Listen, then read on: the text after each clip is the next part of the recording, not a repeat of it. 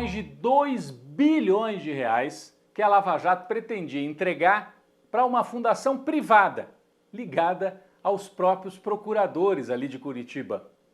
Esse dinheiro todo era fruto de uma multa que a Petrobras foi obrigada a pagar nos Estados Unidos por insistência da Lava Jato, né? Todas aquelas investigações que não só puniram diretores corruptos, puniram a própria empresa. A Lava Jato tinha o objetivo de destruir o setor de petróleo brasileiro. E o que aconteceu? A multa foi paga. E os procuradores brasileiros, num acerto informal, muitas vezes com autoridades lá dos Estados Unidos, tinham tudo acertado para que o dinheiro viesse para o Brasil e seguisse para uma fundação privada, que seria administrada por gente ligada ao próprio Deltan Dallagnol. Isso tudo começou na época do Moro, em que o Moro era o juiz lá de Curitiba. Deltan procurador, Moro juiz, tudo combinado entre eles. Quando o Moro sai do cargo de juiz para virar ministro, a juíza nova, Gabriela Hart, assinou o acordo. Vocês percebem só? O procurador arma todo o esquema, multa a Petrobras e o dinheiro volta para ele mesmo, a turma dele, administrar. Não é corrupção isso? Bom, esse esquema foi desvendado em detalhes por uma investigação da Polícia Federal, que fez uma espécie de correição, né, lá na 13ª Vara de Curitiba. Um relatório de 78 páginas da polícia, assinado pelo delegado Ézio Vicente, descreve 5 hipóteses criminais envolvendo Gabriela Hart, Sérgio Moro, Deltan Dallagnol e alguns funcionários da Petrobras que participaram deste conluio. Está tudo aqui no relatório. Esse documento da Polícia Federal foi para a mão do Conselho Nacional de Justiça, que faz o controle interno do Judiciário.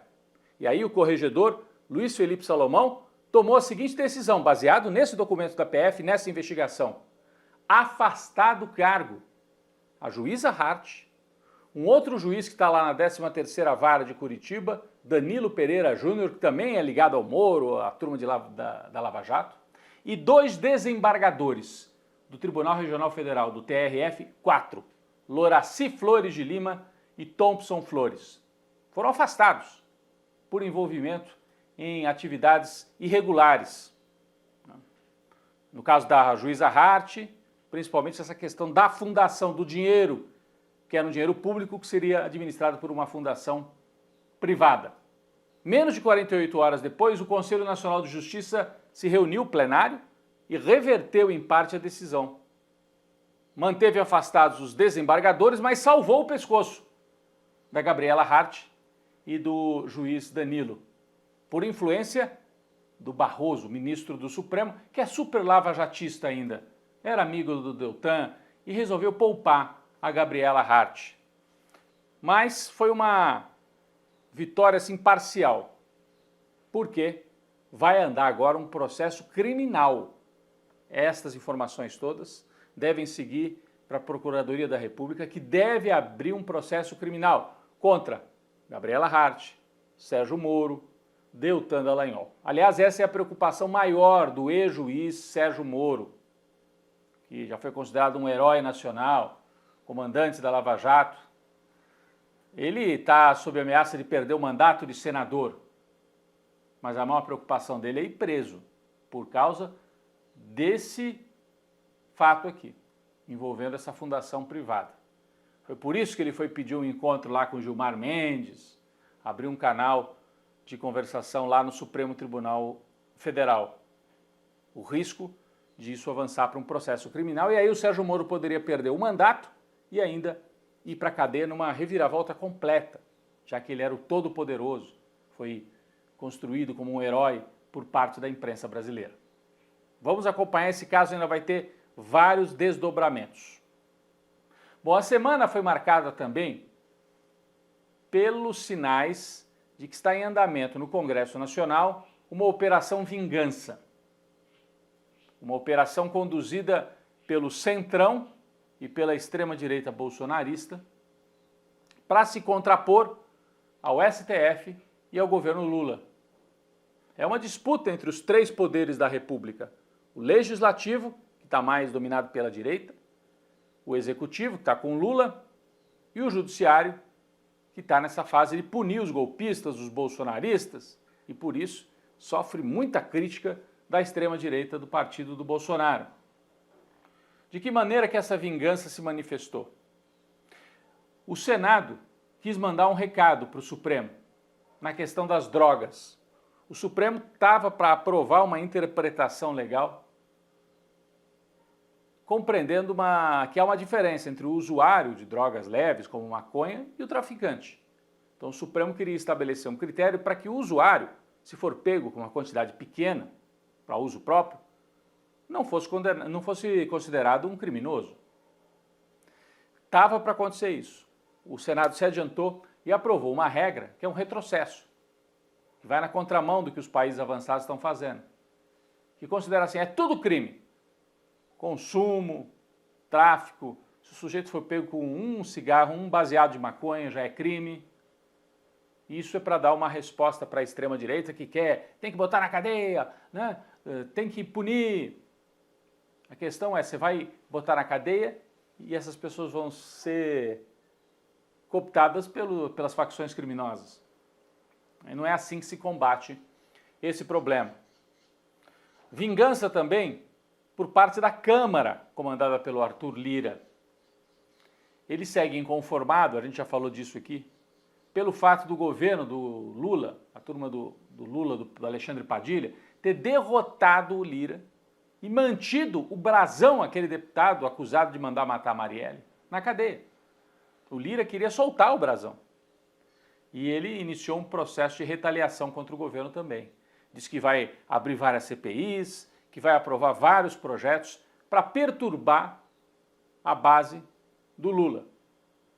Por que o Arthur Lira está fazendo isso? Porque o mandato dele está acabando ali na chefia, na mesa, no comando da Câmara. Ele quer eleger um sucessor. Para eleger o sucessor, ele precisa dos votos dos bolsonaristas. E ele quer agradar os bolsonaristas atacando o governo, aprovando pautas ultraconservadoras. Por exemplo, o Arthur Lira mandou dizer que vai colocar em votação um projeto para rever a regra que estabelece equidade salarial entre homens e mulheres. Ou seja, ele quer que não haja obrigação de pagar salários iguais para homens e mulheres. Os conservadores dizem, não, a mulher não tem que necessariamente ganhar a mesma coisa que o homem.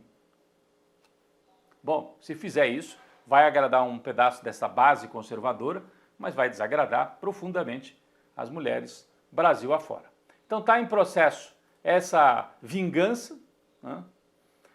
É uma demonstração de força do Lira? Muita gente entendendo que na verdade é uma demonstração de fraqueza. Ele está no fim de mandato.